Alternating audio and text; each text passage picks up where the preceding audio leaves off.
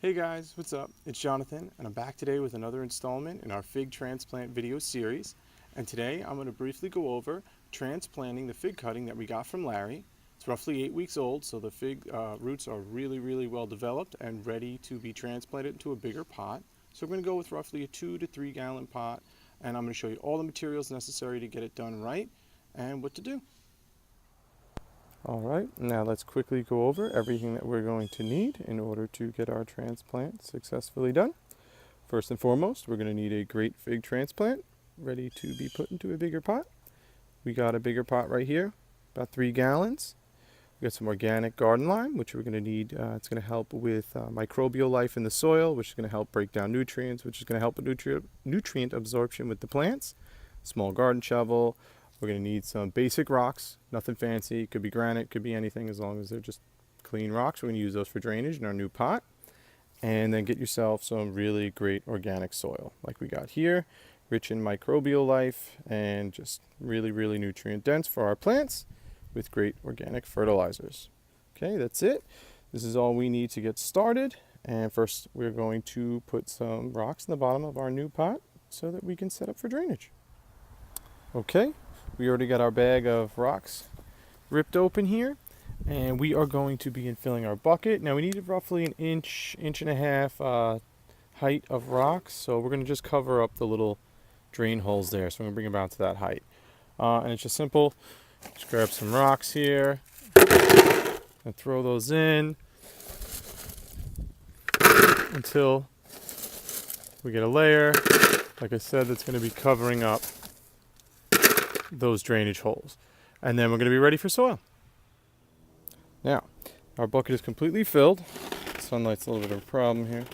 As you can see, all of our holes are covered, a little bit of light getting through, but our drainage is all set. We're not going to have to worry about, any water building up, causing any root rot or any nasty little unwanted molds or funguses to grow.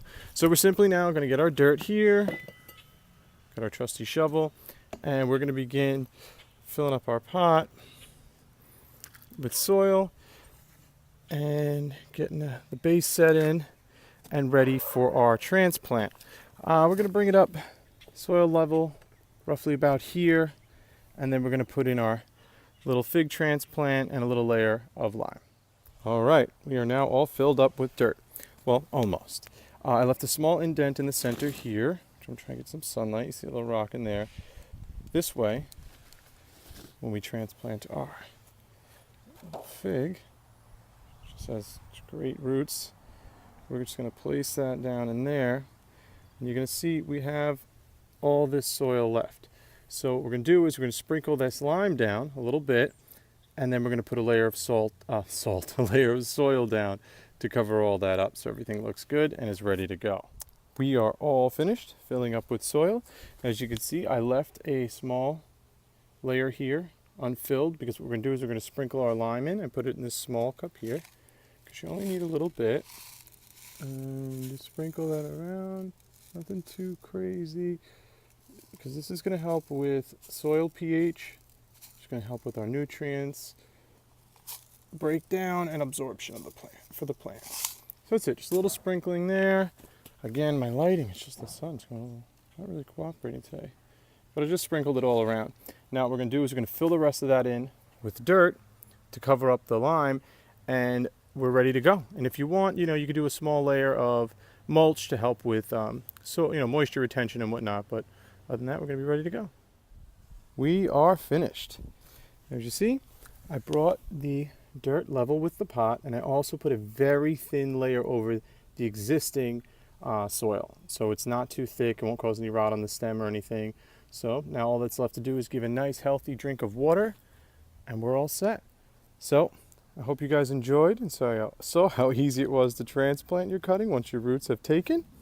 It's very simple, and all we have to do is wait a couple weeks now. This guy's gonna be sitting outside for the next few weeks, and then we're gonna get him all ready to be winterized in the garage so that in the spring he can come back and give us some wonderful fruit. So I hope you enjoyed and feel inspired. And as always, much love. And we'll see you soon. Godspeed.